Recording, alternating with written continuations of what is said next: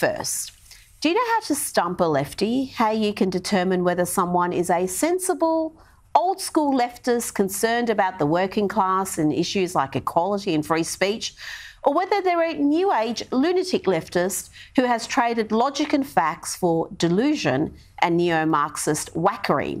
Well, you can determine whether they're a serious person or one on the grips of an insane ideology by asking them the simplest of questions, like, what is a woman? We've seen that question stump many gutless bureaucrats and politicians, but I never thought that Australia's first female Prime Minister, the first woman in the lodge as leader of this great nation, would be incapable of answering what is a woman. But here we are. Yesterday, Julia Gillard was trending on Twitter for all the wrong reasons. Footage emerged of Ms Gillard floundering hopelessly as she failed to answer that simple question. Australia's first female Prime Minister seems to think what is a woman is some sort of a gotcha question. What is a woman? And do you agree with Queensland's Attorney-General Minister for Women, Sharon Fentiman, that trans women are women, and with the UK's leader of the Labor Party, Sir Keir Starmer, that some women have a penis? Look, I'm very happy to answer your question, but I do worry that, and I should just say, I spend around half of each year in the UK. And in the UK, this has turned into a kind of got-you parlour game. So if you're listening to the radio, you literally, there'll be some person on there from London City Council who's trying to tell you why the traffic's not going to flow well that day. And the journo will be saying, and can you tell me what a woman is? To try and create these gotcha moments. And I think we've just got to move away from all of that and just come at this once again from first principles. First principles, Miss Gillard? Really? You want to talk about first principles and you can't answer that fundamental question? We are a minute into an answer that should have taken 3 seconds to answer. Even Albo managed to answer that question without beclowning himself. What is a woman, Prime Minister? An adult female. How difficult was that to answer? Not too hard.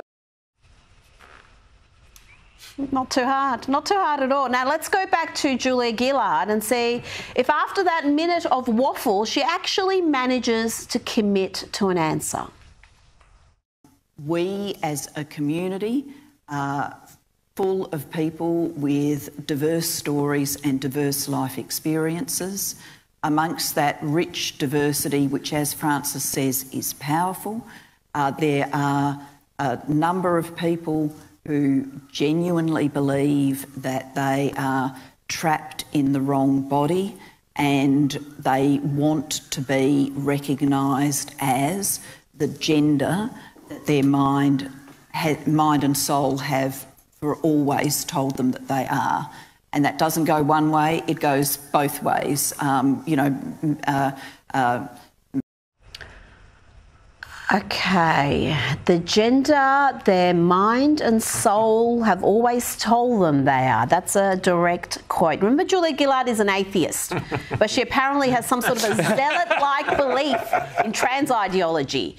Now, she started this diatribe by saying she was very happy to answer the question, but in 4 long minutes, she failed to say what is a woman, but she makes clear what her priorities are, and it ain't women. I think we've just got to say, like we'd want to show everybody else in the community, love, inclusion and respect, we should do that for each of those individuals. And then there are a set of issues that need to be thought through about prison arrangements, about fairness in elite sport, those sorts of things that we're up to thinking about and working through if we try and do it inclusively. Inclusively. Just focus on inclusion in women's sport. women's spaces like women's prisons, really, Julia. So to hell with the concerns of real women who do not want male bodies intruding into their private spaces or destroying their chances in sporting pursuits. Just focus on being inclusive. And Ms Gillard seems to think this isn't such a big issue because, after all, most women don't play elite sport, end up in prison. You know, most people in their lives won't end up playing elite sport. Most people in their lives won't end up in prison. Most people in their lives will encounter at some point someone who is a transsexual person, and I think what really counts is the openness and the spirit of inclusion. So to hell with you women concerned about your sex-based rights being eroded. To hell with those of you who are seeing the very idea of a womanhood under attack and are concerned about that, where even words like mother and breastfeeding are considered non-inclusive, where the word woman has been replaced with ugly, dehumanising terms like bleeders, menstruators and birthing bodies. Yeah, to hell with all that. Let's just focus on what the trans lobby demands and obediently follow those demands. If a dude with a beard tells you he is a woman, then he is.